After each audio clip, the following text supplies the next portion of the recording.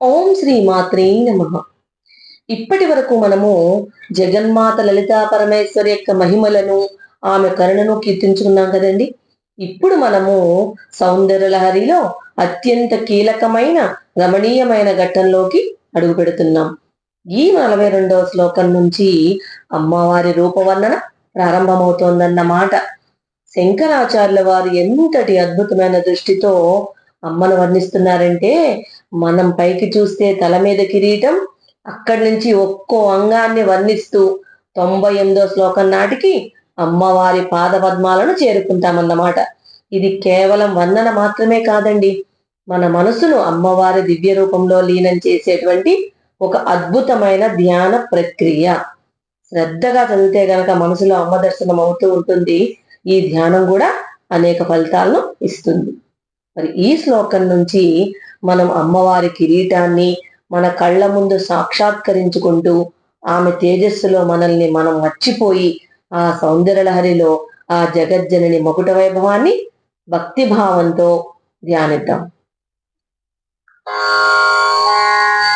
గతైర్మాణిక్యత్వం గగనమణిభిః సాంద్రఘటితం కిరీటం తే హైమం హిమగిరిసుతే కీర్తయతి యః సనీడే యచ్ఛాయా చురణశబలం చంద్రసకలం ధనుస్సౌనాసీరం కిమిటన నిబధ్నాతి దిషణాం.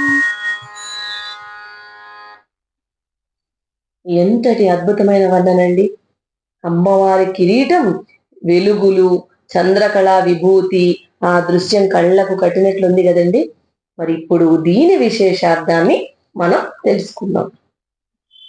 మొదటి పాదం, గతేర్మాణిక్యత్వం గగనమణిభిః సాంద్ర ఘటితం. అంటే అర్థం, ఓ హిమగిరి తనయ, ఓ పార్వతీదేవి, ఆకాశంలో వెలుగునిచ్చే 12 మంది సూర్యులు ద్వాదశాదిత్యులు అన్నమాట నీ కిరీటంలో దట్టంగా అమర్చినటువంటి మాణిక్యాలుగా మారిపోయారు అని అర్థం. గగనమణిభిః అంటే ఆకాశంలో ఉండేటువంటి మణులు, సూర్యుడు, చంద్రుడు, నక్షత్రాలు వంటివన్నమాట. ఇక్కడ ముఖ్యంగా 12 మంది ఆదిత్యులను ద్వాదశాదిత్యులుగా సూచిస్తుందన్నమాట. గతేర్మాణిక్యత్వం అంటే ఆ మణులు, సూర్యులు, చంద్రులు అన్నవారన్నమాట. అమ్మవారి కిరీటంలో ఈ సూర్యుడు, చంద్రుడు, నక్షత్రాలు మాణిక్యాలుగా, రత్నాలుగా మారిపోయాయట. సాంద్ర ఘటితం అంటే దట్టంగా, అందంగా పొదగబడ్డాయి అని. కిరీటం అంటే అమ్మవారి కిరీటం అన్నమాట. శంకరాచార్యుల వారు అమ్మవారిని విశ్వరూపిణిగా ఇక్కడ దర్శిస్తున్నారు. ఈ విశ్వమే అమ్మవారి శరీరం అయితే కనుక ఆకాశమే ఆమెకు శిరస్సు. ఆ ఆకాశంలో ఉండే సూర్యుడు, నక్షత్రాలు, గ్రహాలు వేరు కాదు, అవన్నీ అమ్మవారి కిరీటంలో మెరిసేటువంటి రత్నాలు అని. సాధారణంగా మనుషులు తమ కిరీటాల్లో రత్నాలను పొదిగించుకుంటారు, కానీ ఆ జగజ్జనైనటువంటి అమ్మవారి కిరీటంలో ఆకాశంలో వెలుగులు చిమ్మేటువంటి సూర్యులే, మణులే ప్రకాశిస్తున్నారట. అంటే సృష్టిలోని వెలుగంతా అమ్మవారి కిరీట కాంతి నుంచే పుడుతుందని దీని అర్థం అన్నమాట. ఇక రెండవ పాదం, కిరీటంతే హైమం హిమగిరిసుతే కీర్తయతి యః. ఈ రెండవ పాదం, అమ్మవారి కిరీటాన్ని ఎవరు ధ్యానించాలి, ఆ ధ్యానం వల్ల కలిగే గొప్పతనం ఏమిటి అనే విషయాన్ని వివరిస్తుందన్నమాట. హిమగిరి సుతే అంటే హిమవంతుని పుత్రిక అయినటువంటి ఓ పార్వతీదేవి అని. తే అంటే నీ యొక్క, హైమం అంటే బంగారమయమైనటువంటిది, అంటే బంగారంతో చేసినటువంటిది అని. యహ ఎవడైతే, ఏ భక్తుడైతే, ఏ సాధకుడైతే అని. కీర్తయతి కీర్తిస్తాడో, ధ్యానిస్తాడో అని అర్థం అన్నమాట. అంటే మంచు పర్వతరాజు అయినటువంటి హిమవంతుని పుత్రిక, ఓ అమ్మ, బంగారంతో నిర్మితమై సూర్యకాంతులతో వెలిగిపోతున్న నీ దివ్యమైన కిరీటాన్ని ఏ భక్తుడైతే మనసారా ధ్యానిస్తాడో లేక వర్ణిస్తాడో అని అర్థం. అతనికి కలిగే అద్భుతమైన అనుభూతిని తర్వాత పాదంలో వివరిస్తారన్నమాట. ఇక్కడ శంకరాచార్యుల వారు అమ్మవారిని హిమగిరి సుతే అని సంబోధించారు. అంటే కొండంత అండగా నిలిచేటువంటి తండ్రికి పుట్టిన బిడ్డవు అని అర్థం. అమ్మా, నీ కిరీటం మామూలు బంగారం కాదు, అది సాక్షాత్తు వేదాల సారమైనటువంటి తప్త కాంచన వర్ణంలో మెరిసిపోతూ ఉంటుంది. లోకంలో ఎంతో మంది రాజులు ఉండొచ్చు, వారి కిరీటాలు ఎంతో విలువైనవి కావచ్చు, కానీ నీ కిరీటం సాక్షాత్తు పరబ్రహ్మ స్వరూపము. ఎవరైతే తన మనస్సులోని ఆ కిరీటాన్ని నిలుపుకొని అమ్మా నీ మొగటం ఎంతటి కాంతివంతమైంది అని కీర్తిస్తారో వారి మనసులోని చీకట్లన్నీ తొలగిపోతాయట. ఈ పాదం మనకి ఏం చెప్తోందంటే మనం భగవంతుని పాదాల దగ్గర ప్రారంభించి శిరస్సు వరకు ధ్యానం చేయొచ్చుట, లేదా శిరస్సు నుంచి అంటే కిరీటం నుంచి పాదాల వరకు ధ్యానం చేయవచ్చు. ఇక్కడ కిరీట ధ్యానం ద్వారా భక్తుడికి ఉన్నతమైన బుద్ధి, అధికారం, యశస్సు కలుగుతాయని ఆ శంకరాచార్యుల వారు మనకు సూచిస్తున్నారు. ఇక 3వ పాదం సమీడే యచ్ఛాయ చురణ శబలం చంద్రశకలం. ఇక ఈ 3వ పాదం అమ్మవారి సరస్సుపైనటువంటి చంద్రవంక యొక్క అద్భుతమైన రంగుల విన్యాసాన్ని మనకిక్కడ వర్ణిస్తోంది. సహా అంటే అతను అని, చంద్రశకలం అంటే చంద్రవంక అని, అమ్మవారి తలలో ఉండేటువంటి ఆ అర్ధచంద్రుడు అనమాట. నీడే అంటే కిరీటం అనేటువంటి ఒక గూడులో, ఛాయ ఏ కిరీటపు కాంతులు యొక్క, చూరణ అంటే ప్రసారణ ప్రసరించడం వల్ల, శబలం అంటే రంగురంగులు నానా వర్ణాలన్నమాట, నానా వర్ణ శోభితంగా ఉంది అని. మా నీ కిరీటం అనేటువంటి గూడులో ఉండేటువంటి ఆ చంద్రవంక కిరీటంలోని మణుల కాంతులు దానిపై పడడం వల్ల రంగురంగులుగా మారిపోయి కనిపిస్తోంది అని అర్థం. శంకరాచార్యులు వారు ఇక్కడ ఇంకొక అద్భుతమైన ఊహ కూడా చేశారండి. అమ్మవారి కిరీటాన్ని ఒక నీడము అంటే ఒక పక్షి గూడుతో పోల్చారన్నమాట. ఆ కిరీటం అనే గూడులో ఒక తెల్లని పక్షిలాగా ఆ చంద్రవంక కొలువై ఉందిట. మొత్తం కిరీటం ఒక గూడు అయితే గనక అందులో తెల్లటి పక్షిలాగా ఈ చంద్రవంక కనిపిస్తోందిట. సాధారణంగా చంద్రుడు ఎలా ఉంటాడు, తెల్లగా ఉంటాడు కదా, కానీ ఆ అమ్మవారి కిరీటంలో ఉన్నవన్నీ సామాన్యమైనటువంటి మణులు కాదు కదా, అవి సాక్షాత్తు సూర్య భగవంతుని తేజస్సు కలిగినటువంటి మాణిక్యాలు కదా. మరి ఆ మాణిక్యాల నుంచి వచ్చేటువంటి ఎరుపు, పసుపు, పచ్చని కాంతులు పక్కనే ఉండేటువంటి ఆ తెల్లని చంద్రుడిపై, ఆ చంద్రవంకపై పడ్డాయట. పడ్డం వల్ల ఫలితంగా ఆ తెల్లని చంద్రుడు కాస్త రంగురంగుల కాంతులు ఇంటూ ఉన్నాడట. మన భాషలో చెప్పాలంటే ఒక తెల్లని వస్తువు మీద కనుక రంగురంగు లైట్లు వేస్తే అది ఎలా మెరుస్తూ ఉంటుందో అలాగే అమ్మవారి కిరీటపు వెలుగులో ఆ చంద్రవంక అలా రంగులు మారుతూ పరమ అద్భుతంగా కనిపిస్తోందట.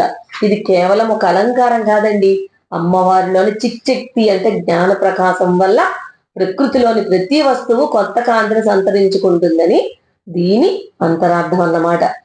ఇక చివరి పాదం ఏంటంటే ధనుస్సౌనాసీరం కిమితిన నిబధ్నాది దిశనాం. ఈ చివరి పాదము అంతకు ముందు వర్ణించినటువంటి ఆ దృశ్యాన్ని చూసి ఒక భక్తుడికి కలిగేటువంటి సహజమైన సందేహాన్ని, ఆశ్చర్యాన్ని అద్భుతంగా ఆవిష్కరిస్తోంది ఇక్కడ.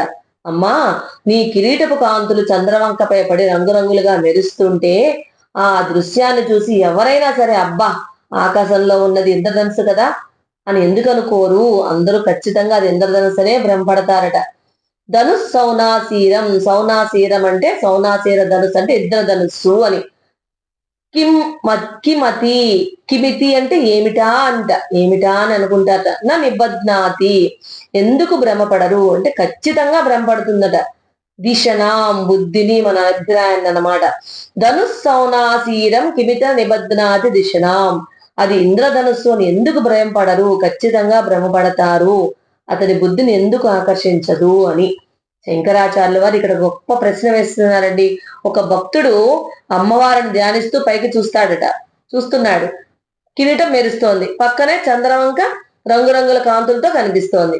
ఆ కాంతి పుంజం ఎంత అద్భుతంగా ఉందంటే చూసేవారికి అదొక మామూలు ఆభరణలా కాకుండా ఆకాశంలో మెరిసేటువంటి ఇంద్రధనుసులా భ్రమింపజేస్తోందిట. అలా అలా భ్రమపడుతున్నారట. ఇక్కడ సౌనాసీరం అంటే ఇంద్రుని ఆయుధమైన వజ్రాయుధంతో ముడిపడేటువంటి ఇంద్రధనుస్సు అని. ఇంద్రధనుస్సు అంటేనే మనకు ఆశ్చర్యం, రంగుల అద్భుతం అన్నమాట. అది అమ్మవారి దివ్యమైన కిరీట కాంతి అంతకంటే మిన్నగా ఉందిట, అంతకంటే గొప్పగా ఉందిట. ఒక సామాన్యుడు ఆ చంద్రవంకును చూసి అది చంద్రుడా లేక ఇంద్రధనుస్సా అని తికమక పడతాట, అంటే భ్రమ పడతాట. అమ్మా నీ సౌందర్యము ప్రకృతిలోని అద్భుతాల కంటే ఎంతో గొప్పది అని శంకరులు భక్తి పారవస్యంతో ఈ మాట అంటున్నారండి. ఈ దృశ్యాన్ని మనసులో నిలుపుకుంటే గనక మన బుద్ధి కూడా అజ్ఞానం నుండి జ్ఞానం వైపు మళ్ళుతుంది, అద్భుతమైన దివ్యత్వాన్ని దర్శించగలుగుతుందన్నమాట. ఈ శ్లోకం ద్వారా అమ్మవారి కిరీటం, చంద్రవంక, వాటి నుండే వచ్చేటువంటి కాంతులు, ఈ మూడు కలిసి ఒక అద్భుతమైన ఆధ్యాత్మిక దృశ్యాన్ని మన కళ్ళ ముందు నిలుపుతున్నాయన్నమాట. ఇక దీని భావార్థంలో వెళ్తే గనక సింపుల్ గా అమ్మ పార్వతీదేవి, నీ సరస్సు పైనటువంటి కిరీటము బంగారు నగ కాదు, అది సూర్యుడు లాంటి వెలుగులు ఇచ్చేటువంటి ఇంద్ర, దాత, పర్జన్య, త్వష్ట, పూష, అర్యముడు, భగుడు, వివస్వంతుడు, విష్ణు, అంశుమంత, వరుణుడు, మిత్రుడు అనే 12 మంది ద్వాదశాదిత్యులే 12 మనులుగా ఇప్పుడు నేను చెప్పినటువంటి 12 పేర్లు కలిగేటటువంటి ఈ ఆదిత్యులే 12 మణులుగా తేజస్సుతో వెలిసిపోతూ ఉందిట ఆ కిరీటం. ఆ కిరీటం పక్కనే ఉండేటువంటి ఆ చంద్రవంక, ఆ కిరీటం నుంచి వచ్చేటటువంటి ఆ రంగురంగుల కాంతులు దాని మీద పడ్డం వల్ల ఆకాశంలో ఇంద్రధనుసులాగా అద్భుతంగా కనిపిస్తోందిట. ఎందుకంటే చంద్రవంక ఇట్లాగా అర్ధచంద్రాకారంలో ఉంటుంది కదండి. సో అందుకని అది ఇంద్రధనుసులాగా అద్భుతంగా కనిపిస్తోందిట. అమ్మవారిది విశ్వమే శరీరం కాబట్టి ఆకాశమే ఆమెకు శిరస్సు. ఆ ఆకాశంలో ఉండే సూర్యచంద్రుల కలయికే ఈ కిరీటంలో మనకి కనిపిస్తోందన్నమాట.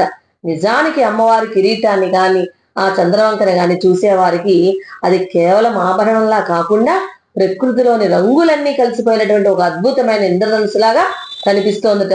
అంతటి తేజవంతమైన దివ్యమైన అమ్మవారి మకుటాన్ని అంటే కిరీటాన్ని గనక మనము ధ్యానం చేస్తే మన జీవితంలో ఉన్నటువంటి చీకట్లన్నీ తొలగిపోయి సర్వ సౌఖ్యాలు కలుగుతాయి అని అర్థం అండి ఈ శ్లోకానికి. అదండి ఈ శ్లోకంలోని అమ్మవారి కిరీట మహిమ. అమ్మవారి ఆభరణాలు కేవలం అలంకారాలు కావండి, అవి సృష్టిలోని కాంతులకు ప్రతిరూపాలు. ఆమె సౌందర్యం అనంతం, ఆమె తేజస్సు వర్ణనాతీతం. ఇక ఈ శ్లోకం చెప్పే మనకు సందేశం ఏంటంటే మన జీవితం కూడా ఆ కిరీటంలోని మణుల్లాంటిదే. అవి సూర్యకాంతి తాకితే మాణిక్యాల్లా మెరిసిపోయినట్లే మన జీవితం కూడా ఆ దేవి యొక్క కటాక్షం గనక తాకితే ప్రకాశిస్తుందట. అమ్మవారిని భక్తితో ధ్యానం చేస్తే గనక సాధారణమైన మనసు కూడా దివ్యంగా మారుతుంది. ఆమె కృప ఉంటే మనలో ఉన్న విలువలు వెలుగులోకి వస్తాయి. అంటే మన జీవితంలో నిజమైన వెలుగు, అందం, ఆనందం అన్ని ఆ దేవి అనుగ్రహం వల్లే వస్తాయి. భక్తి ఉంటే సాధారణం కూడా అసాధారణం అవుతుంది. అదే ఈ శ్లోక సందేశం.